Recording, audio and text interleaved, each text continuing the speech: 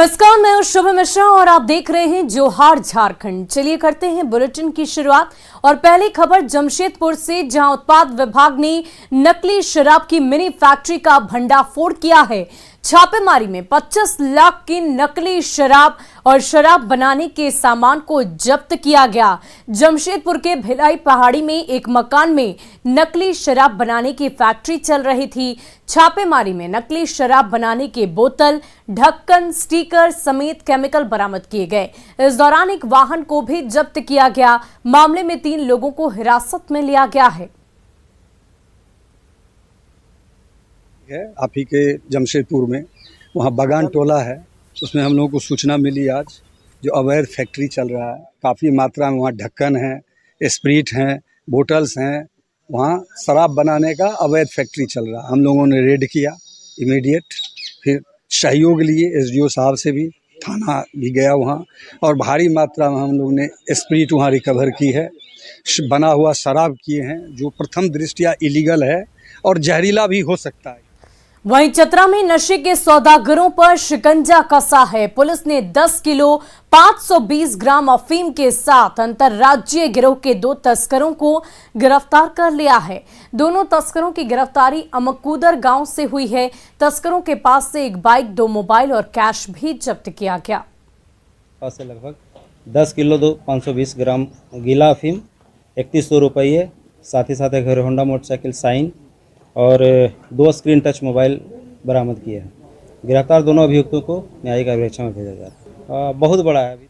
और देखिए, UP ATS को एक बड़ी कामयाबी हाथ लगी है। एटीएस ने धमाकों की तैयारी में जुटे संदिग्ध आतंकी इनामुल हक उर्फ इनाम इम्तियाज को सहारनपुर से गिरफ्तार कर लिया है। इनामुल हक मूल रूप से झारखंड के गिरिडीह का रहने वाला है।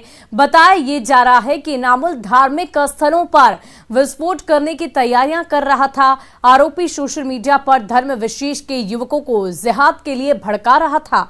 आरोपी लश्कर तैयबा के आतंकियों से जुड़ा था और व्हाट्सएप ग्रुप के जरिए पाकिस्तान, बांग्लादेश और अफगानिस्तान के लोगों से भी जुड़ा था। व्हाट्सएप ग्रुप पर जिहाद के लिए चैटिंग की जाती थी। इनामुल हक हथियार चलाने की ट्रेनिंग लेने के लिए पाकिस्तान जाने वाला था। तो झारखंड के गिरिडीह का रहने वाला ये इनामुल हक है, जिसकी तस्वीर इस वक्त आपकी टीवी स्क्रीन पर है। इसने कई तरह की तैयारियां कर रखी थी। धार्मिक स्थलों पर विस्फोट की बात कर ले या जिहाद के प्रति अन्य लोगों को भड़काने की बात कर ली, ये तमाम तैयारियां इसकी तरफ से की जा रही थी। लेकिन इसी बीच यूपी एटीएस ने सहारनपुर से इसे गिरफ्तार कर लिया है। सहारनपुर से भले ही इसकी गिरफ्तारी हुई हो, लेकिन इसका कनेक्शन झारखंड के गिरिडीह से भी है। वो वहीं का रहने वाला है। धार्मिक स्थलों पर विस्फोट करने की तैयारी में इनामुल लगा हुआ था और यूपी एटीएस को एक बड़ी कामयाबी मिली है। और खबर गिरिडीह से है, जहां मोहनपुर औद्योगिक क्षेत्र में दर्दनाक हादसा हुआ है। गत्ता फैक्ट्री में दीवार गिरने से 5 मजदूरों के दबे होने की आशंका है, जबकि 3 मजदूरों की घटनास्थल पर ही मौत हो गई, जबकि अन्य मजदूरों को रेस्क्यू किया जा रहा है। इस घटना से आसपास के इलाके में अफरा तफरी का माहौल है। आपको बता दें कि सर्वमंगला कूट फैक्ट्री में दीवार का काम हो रहा था और वहीं नीचे में कुछ मजदूर काम कर रहे थे। इसी दौरान ये एक बड़ा हादसा हो गया। हम लोग कूट प्लान नाम से जानते, नया प्लान हो रहा है सर ओपनिंग। अभी जो ये आपके साथ थे उसका क्या नाम है? मेरा भाई था नजरूर। और कौन कौन एक्सपायर किया? उसमें काफी एक था, यहाँ एक चचा था उमरदार, उसका एक्सपोर्टेड वही हो। क्या नाम था? नाम सब मुझे नहीं, इसी तरह किसी तरह नाम था। देख रहे तो दीवार गिर गया। क्या चीज का दीवार? मेरा भैया था वहाँ पे, वो था, वो सब देखा है। किसका दीवार गिरा? कौन फैक्ट्री का? कूट प्लांट का। कहाँ पे? मोहनपुर में। तो क्या मतलब दीवार कच्चा था? नहीं, पक्का दीवार था। और कश्मीर फाइल सिनेमा घरों में धूम मचा रही है और इस फिल्म को लेकर झारखंड में सियासी बयानबाजी शुरू हो गई है। इरफान अंसारी ने फिल्म को लेकर एक विवादित बयान दिया और ये कहा कि इस फिल्म की स्क्रिप्ट बीजेपी वालों ने लिखी है। उन्होंने इस फिल्म को प्रोपेगेंडा तक करार दे दिया। तो बीजेपी विधायक सीपी सिंह ने पलटवार करते हुए इरफान को जमूरा करार दिया। क्या कुछ कहा, सुनिए। हम चाहते हैं कश्मीर जाना, लेकिन नहीं जा पाते क्योंकि डर लगता है हमको, कहीं पुलवामा जैसा कांड ना कर दे कोई। कश्मीर के बारे में जो मूवी आई है, इसके स्क्रिप्ट जो लिखने वाला यदि कोई है तो भाजपा के लोग हैं। तस्वीर फाइल की जो बीजेपी द्वारा फंडेड है ताकि लोगों का गुमराह करे, माइंड वॉश खराब करे, ये एक प्रोपेगेंडा है। आप बातों को समझिए, चीजों को समझिए। अपने परिवार के साथ बैठ कर के दोस्तों के साथ अभी तक तो ऐसी कोई बातें नहीं हुई है। अगर आप लोग कहिएगा तो आप लोग के साथ चलेंगे। आप मानते हैं कश्मीरी पंडितों के साथ अत्याचार हुआ? किसी के साथ, सुनिए ना, किसी के साथ भी अत्याचार होगा इरफान अंसारी बर्दाश्त नहीं करेगा। आप पंडितों को क्यों बोल रहे हैं? वहाँ अल्पसंख्यक को भी तो मारा गया भाई, कभी उसकी आवाज तो नहीं बनते हैं। जमूरा समझ रहे हैं ना, जमूरा का अर्थ समझते हैं ना? तो विधानसभा में एक ही जमूरा है जिसका आपने नाम लिया, मैं नाम नहीं लेना चाहता, लेकिन जमूरों का जवाब देना ठीक नहीं है। अरे अक्ल का जिसको बोलते हैं ना, अकल का टूअर जिसको बोलते हैं।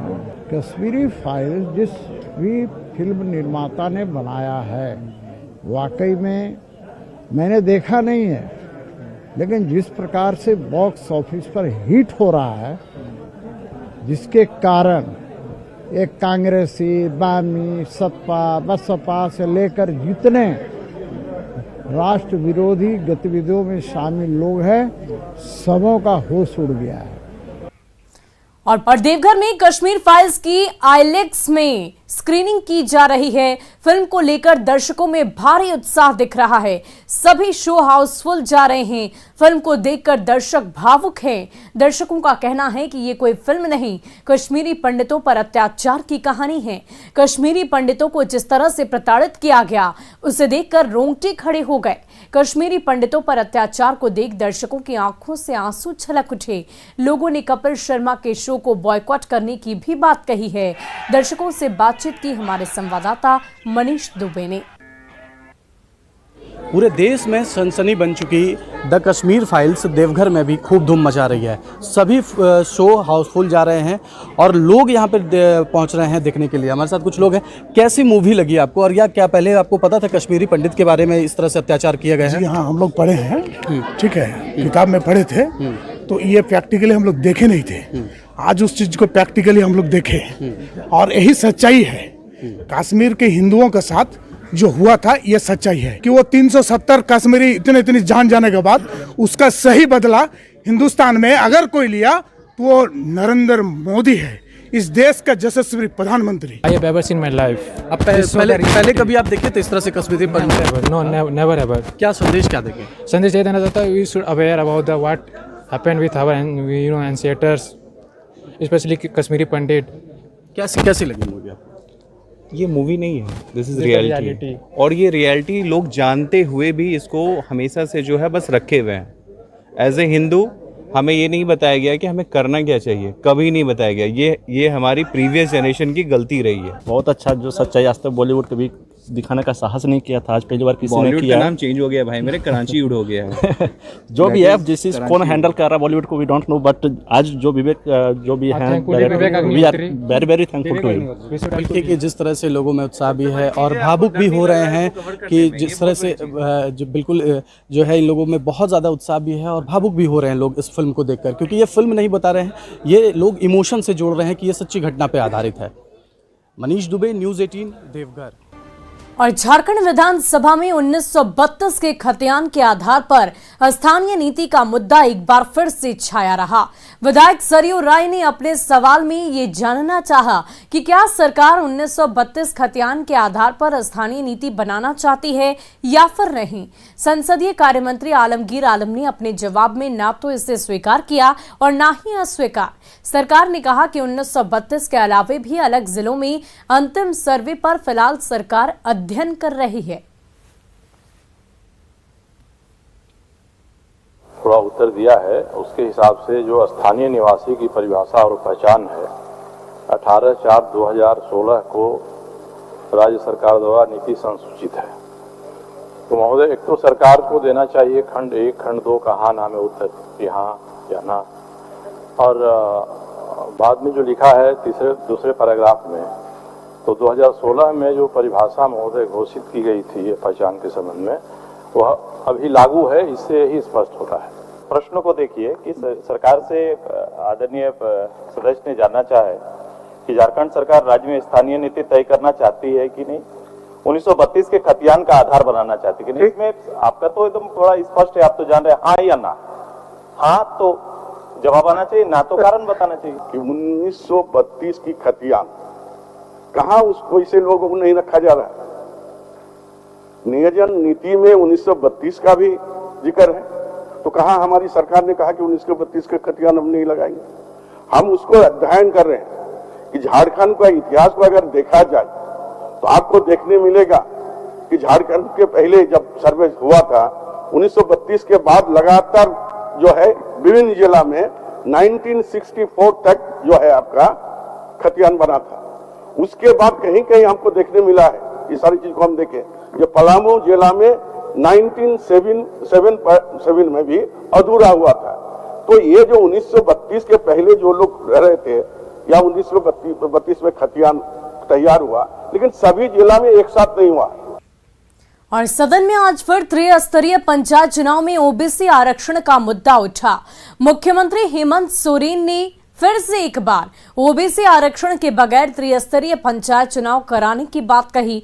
प्रश्नकाल में आजसू विधायक लंबोदर महतो ने त्रिस्तरीय पंचायत चुनाव में ट्रिपल टेस्ट के आधार पर ओबीसी आरक्षण देने का मामला उठाया और जवाब में मुख्यमंत्री हेमंत सोरेन ने कहा कि सुप्रीम कोर्ट के आदेश में ट्रिपल टेस्ट की बाध्यता नहीं है। समय पर चुनाव नहीं होने से अब तक केंद्र सरकार के द्वारा 700 से लेकर 800 करोड़ की राशि रोक दी गई है। ये बाध्यता नहीं कहता है अध्यक्ष महोदय कि ट्रिपल टेस्ट कराने के बाद ही आपको चुनाव कराना है। सुप्रीम कोर्ट ये नहीं कहता। अगर ऐसा होता तो अध्यक्ष महोदय उड़ीसा, बंगाल, असम, तमिलनाडु में चुनाव नहीं होते अध्यक्ष महोदय। 2021 से ये चुनाव लंबित होने की वजह से केंद्र के कई हमारे जो हिस्सेदारी है उसमें जो हमें आर्थिक सहायता मिलती है वो रुक रहे हैं अध्यक्ष महोदय। लगभग 700-800 करोड़ रुपए का अभी तक केंद्र की सहायता हमें रोक दी गई है अध्यक्ष महोदय। और फिलहाल के लिए इस बुलेटिन में इतना ही। आप बने रहें न्यूज़ 18 बिहार झारखंड के साथ।